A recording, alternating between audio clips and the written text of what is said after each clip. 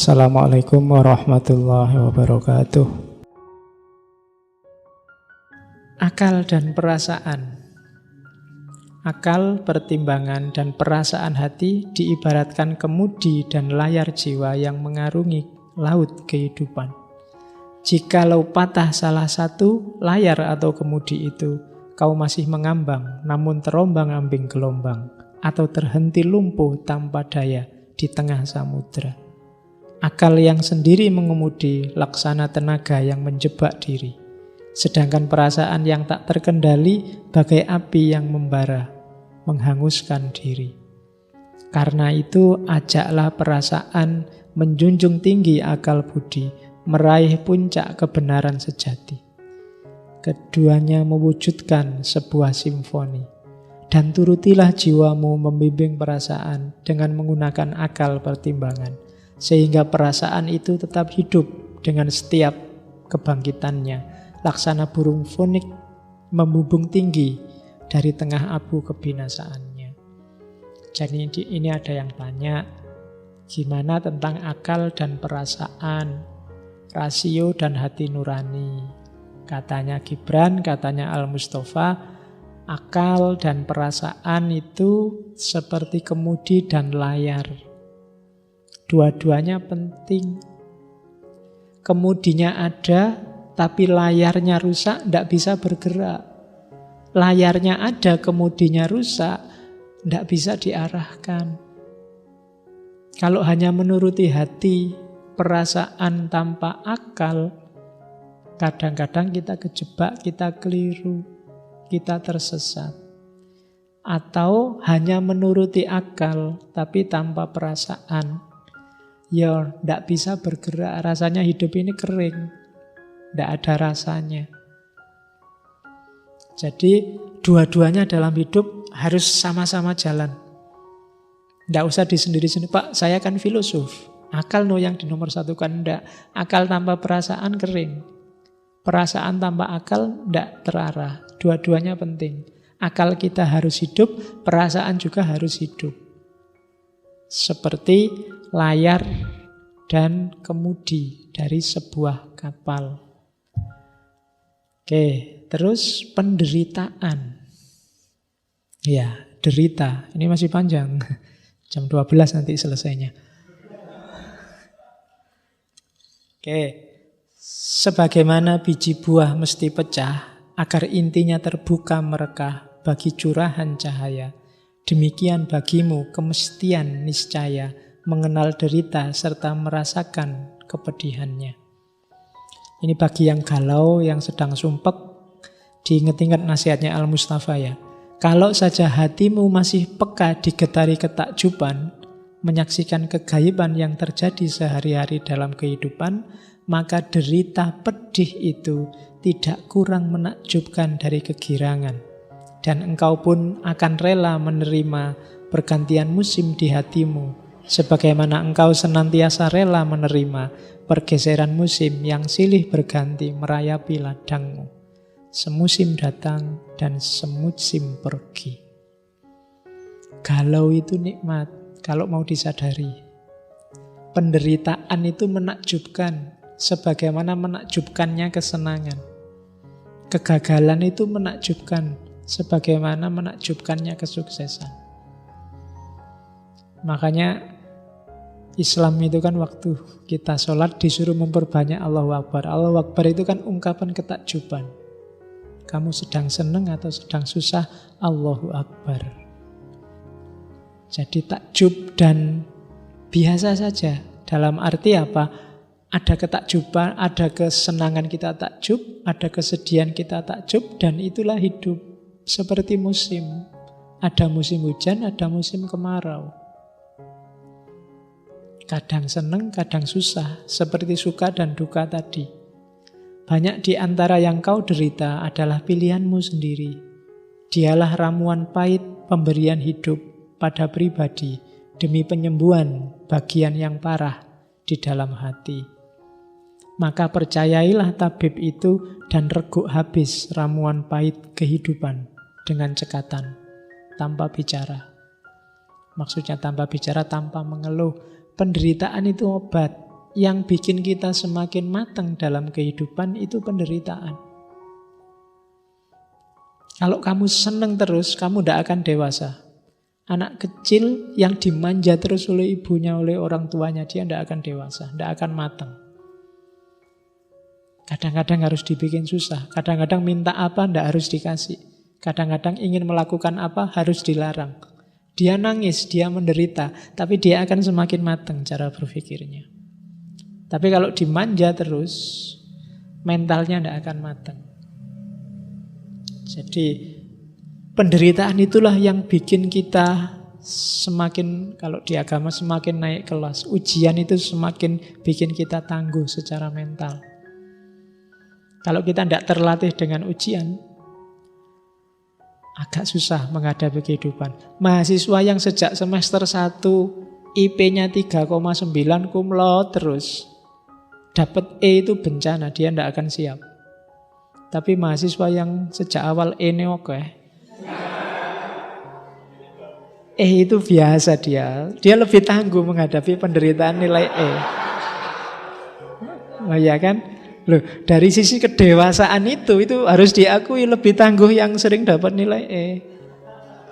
Sing tiap hari A itu kan ya. Kan itu ceritanya Daniel Goleman melahirkan emotional quotient itu kan.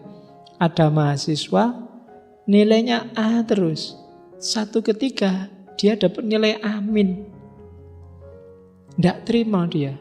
Harusnya dia A semua, wong merasa pinter. Akhirnya pulang ke rumah, ngambil senjata, balik ke kampusnya, dosennya ditembak. Loh kan, tidak mateng secara mental. Dari situ nanti Daniel Goleman merumuskan emotional quotient-nya. Jadi jangan salah, penderitaan itu bikin kamu tangguh. Sekali dapat nilai E mungkin kamu sumpek, tapi 2 kali sumpeknya tinggal setengah. 3 kali tidak terlalu sumpek lagi. 4 kali biasa. Loh kan ngono. 5 kali mungkin kamu heran, loh kok nggak dapet E sekarang ya. Jadi itulah manusia. Jadi jangan khawatir, penderitaan bikin kamu tangguh, kesusahan bikin kamu tangguh. Yang tiap hari duitnya cukup, tidak pernah kurang duit. Begitu kurang duit dia akan pontang-panting kesulitan kayak kiamat mau datang. Tapi yang tiap hari krisis, tidak pernah punya duit, itu ndak masalah, ndak ada duit. Selalu punya jalan untuk mengatasi. Paling ndak kan pindah-pindah kos-kosan teman-temannya. Nanti kan ada jalannya ke sana. Oke, terus pengajaran. Tak seorang pun dapat menanamkan pelajaran kecuali yang mulai terjaga di fajar subuh pengetahuan. Dan guru yang berjalan di bawah bayangan kuil di tengah murid-murid pengikutnya tiada memindahkan kebijaksanaan, namun membenihkan keyakinan serta kasih sayang. Bila ia bijaksana, sesungguhnya tiadalah ia memintamu memasuki gudang perbendaharaan kebijaksanaan itu, tapi akan menuntunmu ke depan pintu gerbang penalaran. Sebab wawasan hidup seseorang tiada meminjamkan sayapnya pada gagasan orang lain. Dan begitulah setiap insan tegak berdiri di hadapan pengenalan Tuhan. Jadi pengajaran yang efektif itu bukan menjejalkan materi. Boleh menjejalkan materi, tapi yang utama apa? Mengantarkanmu ke depan pintu gerbang penalaran, menghidupkan pikiranmu, melatihmu berpikir, melatihmu bernalar, melatih anak didiknya untuk cerdas, untuk bisa mandiri berpikir sendiri, karena mereka nanti akan menghadapi hidupnya sendiri. Jadi kalau sekedar materi, bisa orang baca buku sendiri, tapi cara mengelola materi itu yang lebih penting. Dan itu tugas beratnya para guru. Kalau di sini ada yang fakultas tarbiyah. Jadi tidak dijejalkan materinya, tapi diajarkan cara mengelola materi. Ajarkan cara dia memahami pengetahuan. Ajarkan cara dia menginterpretasi, menganalisis pengetahuan. Itu lebih penting. Ajari logika, ajari bahasa, Ajari cara bernalar, cara berpikir, menanggapi persoalan, menghadapi perbedaan, menghadapi teori pemikiran yang berbeda. Itu lebih penting. Itu pengajaran, persahabatan. Di saat berpisah dengan teman, kau tiadakan berduka cita. Sebab apa yang paling kau kasihi darinya, amatlah mungkin lebih cemerlang dari kejauhan. Sebagaimana sebuah gunung nampak lebih agung dari tanah ngarai daratan. Jadi, tidak usah galau kalau kita bersahabat dan kemudian terpisah. Apalagi sudah saling jatuh cinta kemudian LDR. Kadang-kadang kejauhan itu semakin memperindah. Kayak gunung itu kan dilihat dari indah lebih jauh, lebih indah. Walik ya. Dilihat dari jauh lebih indah daripada kamu datang ke sana. Kalau dari jauh gunung itu kan kelihatannya mulus.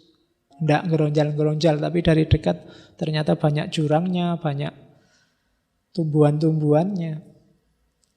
Kadang-kadang yang jauh itu kelihatan, kalian WA-an itu sama teman yang jauh kan akrab terus rasanya, tapi sama teman yang dekat itu sering konflik. Ya karena tiap hari ketemu. Ngomong keliru ya sama yang deket-deket ini. Tapi sama yang jauh, kita biasanya lebih akrab. Rumusnya Gibran ya kadang-kadang memang sebuah gunung nampak lebih agung dari tanah ngarai daratan. Oke, jangan ada tujuan lain dari persahabatan kecuali saling memperkaya jiwa. Tidak usah ada pamrih macam-macam. Kita saling menaikkan level kemanusiaan kita bareng-bareng. Sebab kasih yang masih mengandung pamrih di luar misterinya sendiri bukanlah kasih. Namun jaring yang ditebarkan hanya akan menangkap yang tiada diharapkan. Jadi tidak usah aku berteman ben iso nyilih motore. Aku berteman biar akhir bulan iso utang ketoke duitnya banyak. Aku berteman enggak, kalau kayak gini bukan persahabatan, tidak memperkaya jiwa. Persembahkanlah yang terindah demi persahabatan. Jika dia harus tahu musim surutmu, biarlah dia mengenal pula musim pasangmu. Sebab siapakah sahabat itu hingga engkau hanya mendekatinya untuk bersama, sekedar akan membunuh waktu. Jadi kadang-kadang kita waktu galau kan nabrak-nabrak nyari teman yang bisa diajak curhat. Tapi waktu seneng diem aja. Waktu dapat hadiah uang banyak meneng wae. Ndak kabar-kabar, tapi waktu stres wah gayane curhat di Facebook, di WA, temennya dikasih tahu semua, aku sedang susah nih. Jadi nyari teman hanya untuk tempat curhat. Ada juga nyari teman yang tinimbang nganggur, hanya untuk membunuh waktu. Carilah teman untuk bersama menghidupkan sang waktu, bukan menghabiskan waktu. Nah, kamu yang bisa menafsirkan ya. Hidupkan waktumu bersama-sama, bukan habiskan waktumu bersama-sama. Jadi lakukan bersama-sama hal-hal yang bermanfaat, yang nantinya tidak kau sesali. Kayak saya bilang di awal tadi, jangan sampai nanti, oh iya ya, dulu aku deket sama dia, coba aku belajar itu dari dia, coba aku dapat sesuatu dari dia. Kalau sudah lewat ya eman-eman, karena kemarin cuma menghabiskan waktu. Sekarang saatnya menghidupkan waktu.